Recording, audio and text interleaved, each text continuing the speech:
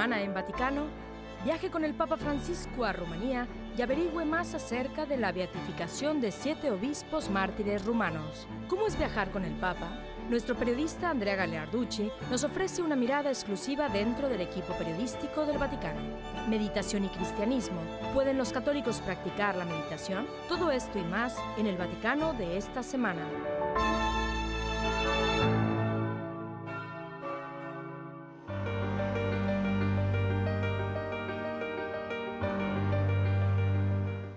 Vengo a Rumanía, un país bello y acogedor, como peregrino y hermano.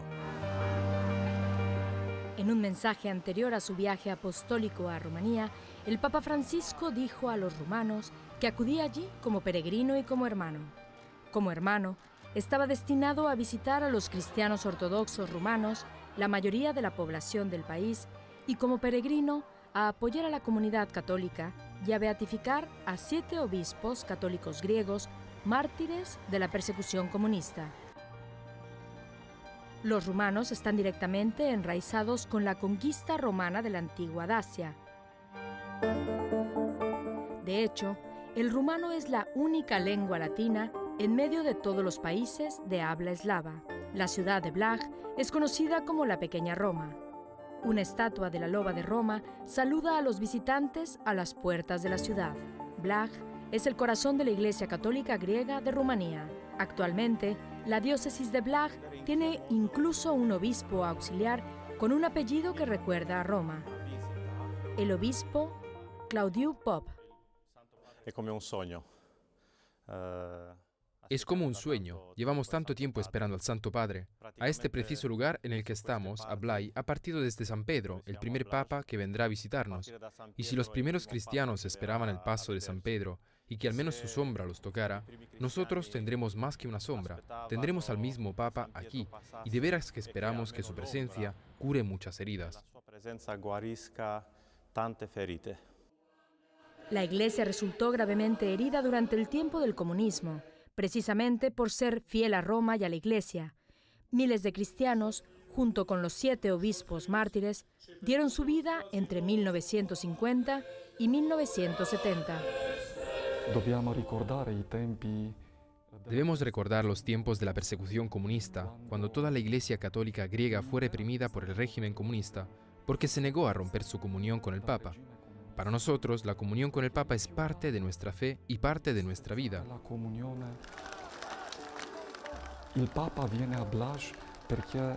El Santo Padre viene a Blaj porque viene a su casa, viene al lugar en el que están los mártires de la unidad, de la verdad y del perdón. Dejaron testimonios que aún hoy resuenan en nuestros corazones.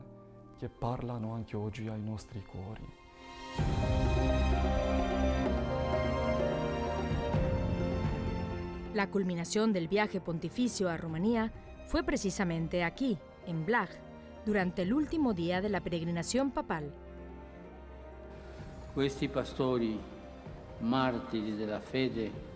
Estos pastores mártires de la fe han recuperado y dejado al pueblo rumano una preciosa herencia que podemos resumir en 2 palabras: libertad y misericordia. Libertad y misericordia. Advirtió que hoy en día existen nuevas ideologías que pretenden apartar a la gente de sus ricas tradiciones culturales y religiosas. Son colonizaciones ideológicas que desprecian el valor de la persona, de la vida, del matrimonio y de la familia. Toca a noi. Ahora nos toca a nosotros, como les tocó a ellos, luchar en aquellos tiempos, que seáis testigos de libertad y de misericordia. El Santo Padre invitó a los cristianos a unirse y a luchar juntos contra estas nuevas ideologías. Recordó que durante la persecución, los cristianos se unieron a la hora de derramar su sangre por Cristo. Hay una cura que concierne a las relaciones con otros cristianos en nuestro país que también debemos tratar. Con razón, el periodo comunista de persecución ha hecho que surjan problemas entre las iglesias, entre, por así decirlo, las distintas confesiones, y por lo tanto hay que decirlo y reconocerlo. Actualmente existe una tensión entre la Iglesia católica y la Iglesia ortodoxa. La reconciliación y la unidad de los cristianos fue la otra gran misión del viaje papal a Rumanía.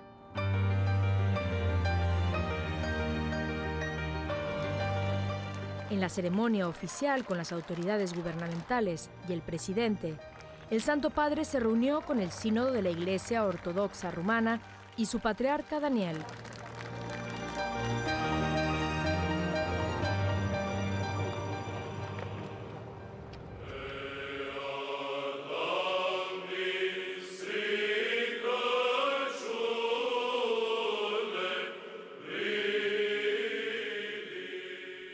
La oración conjunta del Padre Nuestro en el interior de la aún en construcción nueva Catedral Ortodoxa fue muy simbólica. Tanto la Iglesia como su identidad y sus relaciones están todavía en construcción. En sus comentarios, el Santo Padre señaló que cuando rezamos juntos decimos Padre Nuestro, no Padre mío. Así que en esta oración encontramos unidad. El Papa Francisco dijo también que los apóstoles Pedro y Andrés eran hermanos de sangre y que de una manera singular derramaron su propia sangre por el Señor. Nos recordaron que hay una hermandad de sangre que nos precede y nos sostiene en nuestro camino. En primer lugar, debemos reconocer que hay diferencias entre nosotros, diferencias éticas, teológicas. Pero el hecho de que haya diferencias no significa que no podamos caminar juntos hacia la unidad, que no podamos dar a Europa un testimonio cristiano común y compartido. Durante la misa vespertina en Bucarest, para la fiesta de la Visitación, el Papa Francisco dijo que el Espíritu Santo enseña no solo a hablar bien de los demás, sino que el Espíritu Santo también nos enseña a bendecirlos. En la Iglesia, cuando se reúnen diferentes ritos, lo más importante no es la propia afiliación, grupo o etnia, sino el pueblo que unido alaba a Dios. El Santo Padre dijo que tampoco olvidemos a los que necesitan cuidados y amistad, especialmente a nuestros hermanos y hermanas sin hogar. El Papa Francisco también invitó a imitar la humilde alegría de María en las pequeñas cosas de la vida. Y al día siguiente viajó al santuario mariano de Sumuleu, Chuk.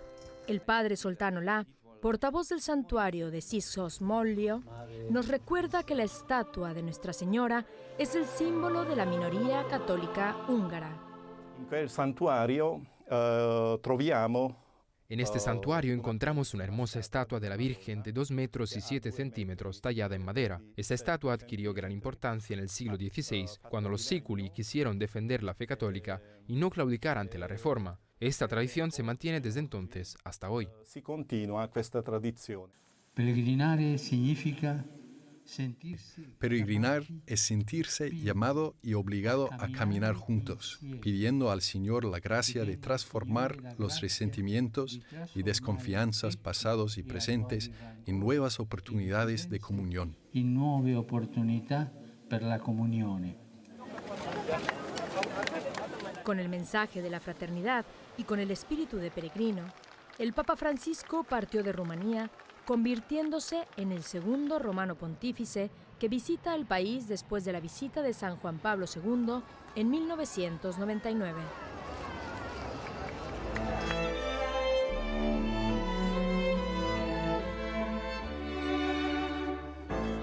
Tras la pausa, entre con nosotros en el vuelo papal.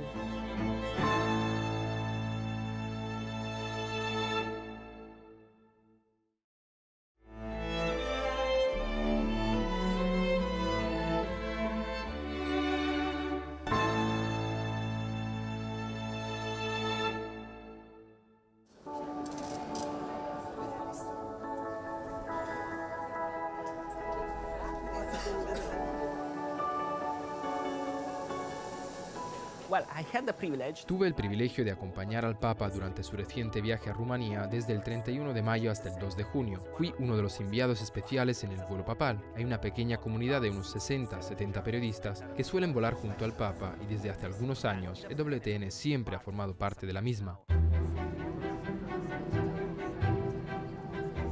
Es un vuelo normal, pero es un vuelo reservado, por lo que está hecho a medida del Papa.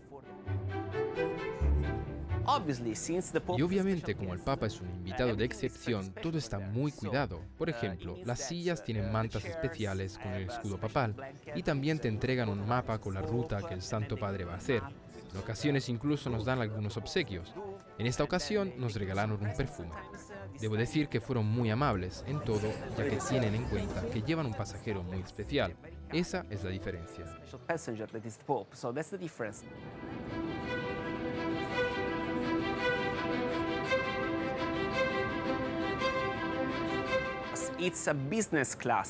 Es un trato de clase empresarial. El desayuno fue copioso y estaba muy rico. Comimos bacon, sándwiches de huevo, croissants, bayas y algo de fruta fresca. Generalmente el Papa deja que los periodistas coman mientras imagino que él también desayuna.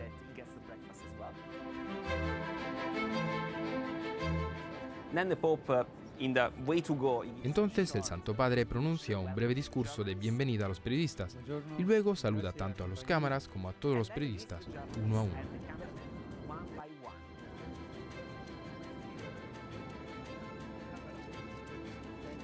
Yo suelo redactar una serie de informes de los lugares visitados y posteriormente los recojo en un pequeño folleto.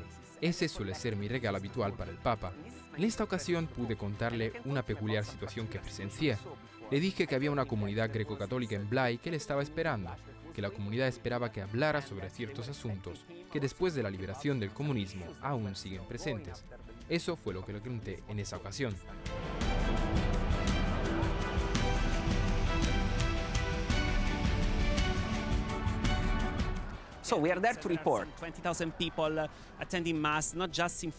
Así que como allí estábamos para informar, yo procuraba estar presente en cada evento.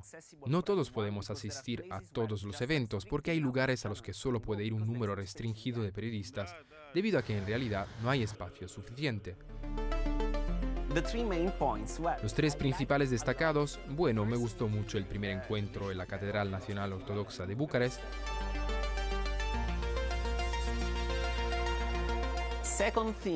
La segunda cosa que destacaría sería el encuentro en Blaj durante la beatificación de los 7 mártires greco-católicos.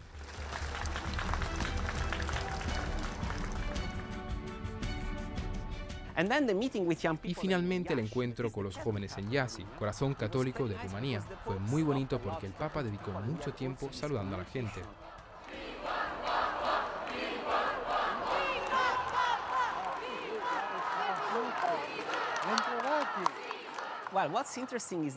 Es interesante notar que el Papa Francisco ha comenzado a utilizar las conferencias de prensa para dar mensajes, por lo que no se limita a responder solo a las preguntas.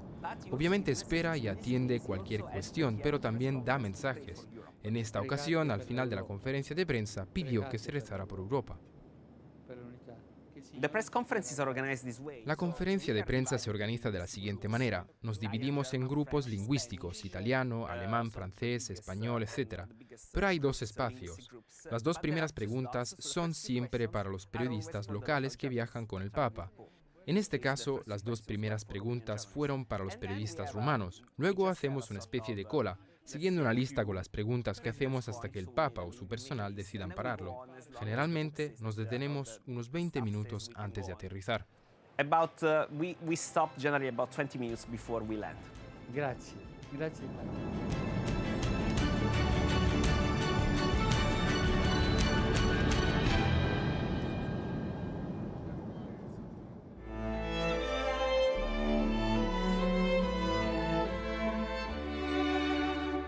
En pocos minutos, nosotros les explicaremos los principios de la meditación cristiana.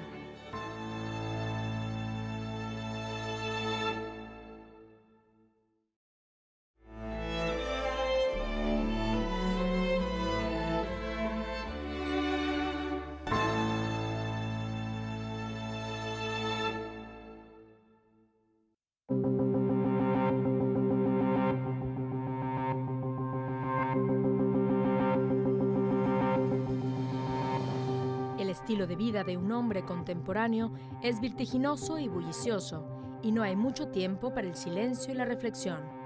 Para encontrar la paz y el recogimiento, la gente se siente atraída a la meditación que da frutos positivos de atención y bienestar.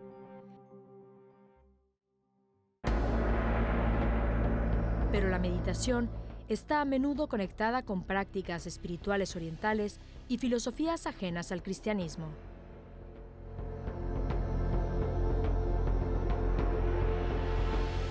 ¿Pueden los católicos practicar la meditación? ¿O podría la meditación ser católica? Hicimos estas preguntas al padre dominico Laurence Freeman, jefe de la Comunidad Mundial de Meditación Cristiana. Christian meditation is prayer. It's the prayer of the heart. La meditación cristiana es oración, es la oración del corazón.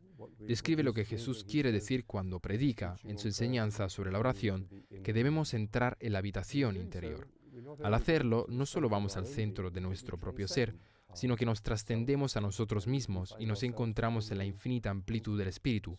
Por lo tanto, la meditación cristiana es una forma antigua de rezar, que complementa a todas las otras formas de oración, no solo las formas externas de rezar, sino también la oración interior, la oración del silencio, la quietud y la sencillez. ¿Cuál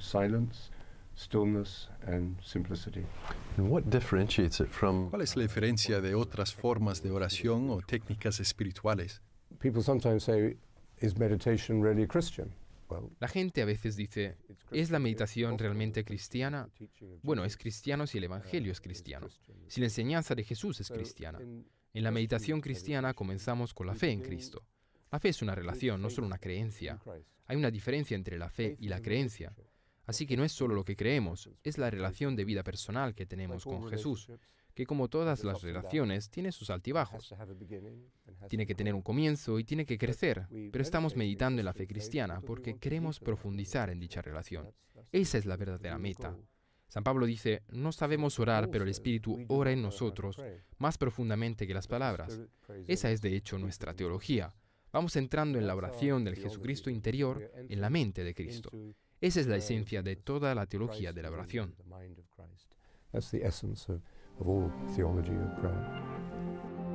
En 1975, un monje benedictino irlandés, John Main, fundó el primer centro de meditación cristiana en Londres. En 1991, los grupos de meditación cristiana se reunieron con su fundador, John Main, en un seminario en el que la comunidad ha recibido el nombre de Comunidad Mundial para la Meditación Cristiana. ¿Por qué elegir el nombre de Comunidad Mundial para la Meditación Cristiana, de la que usted precisamente está a cargo? Sí, tuvimos un momento importante en el que pensamos, ¿deberíamos llamarlo Comunidad Mundial de Meditación Cristiana o para la Meditación Cristiana? Y sentimos que debíamos llamarlo para la Meditación Cristiana, porque no solo la practicamos para nuestro bien propio, para nuestro provecho, sino que también queríamos compartir este don de la contemplación con el mundo. ¿Por qué elegir la palabra meditación cristiana en lugar de simplemente oración cristiana?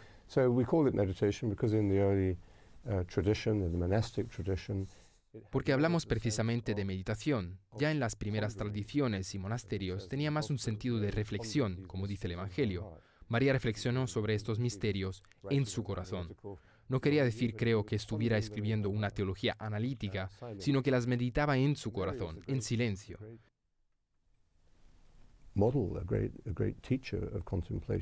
María es un gran modelo, una gran maestra de la contemplación, que como dicen los evangelios acogía con un espíritu de silencio, con fe, adentrándose en las realidades que en aquel momento no comprendía del todo, lo que la convertía en una verdadera contemplativa. De modo que meditar, en el sentido en que usamos la palabra, es penetrar, más a través de una reflexión profunda que a través de un análisis o de la simple reflexión.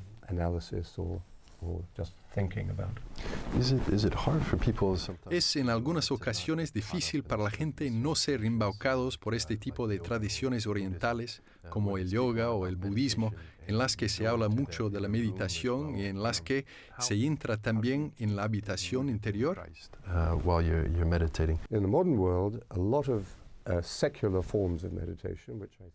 Hay muchas formas seculares de meditación en este mundo actual, sobre las cuales a menudo pienso que en realidad no son meditación, son más bien mindfulness, son una preparación para una oración más profunda, pero muchas de esas formas secularizadas de meditación, que considero que no deberíamos condenar ni descartar, pueden tener un papel relevante que desempeñar, papel que deberíamos comprender y que deberíamos ser capaces de clarificar siempre desde nuestro punto de vista. Los beneficios de las cosas se pueden medir. Así sucede con tu sistema cardiovascular, tu nivel de estrés o tu insomnio, con ese tipo de cosas. Jesús era sanador del cuerpo, pero también de la mente, por lo que deberíamos reconocer estos beneficios. Pero más importantes son los frutos del Espíritu, y esto es precisamente lo que queremos enfatizar. La transformación de la persona a imagen de Cristo, el amor, la alegría, la paz, la paciencia, la amabilidad, la bondad, la fidelidad, la mansedumbre y el autocontrol. No se pueden medir, pero son muy reales. El cardenal Joseph Ratzinger en el 1989 emitió una carta a los obispos sobre la meditación cristiana. ¿Qué decía en ella y por qué sintió la necesidad de emitirla? Bueno, creo que usó la palabra meditación en esa carta, la cual contenía muchas consideraciones excelentes y positivas. Yo creo que no cubría todo el espectro de la oración, sino que usaba más la palabra meditación en su acepción más moderna, que significa más bien reflexión, una especie de meditación ignaciana, un tengo que pensar sobre las reflexiones de las Escrituras o el Evangelio. Lo que dice es muy importante, dice que es necesario que tomemos directamente de las fuentes de nuestra propia tradición contemplativa espiritual, y eso es precisamente lo que estamos haciendo.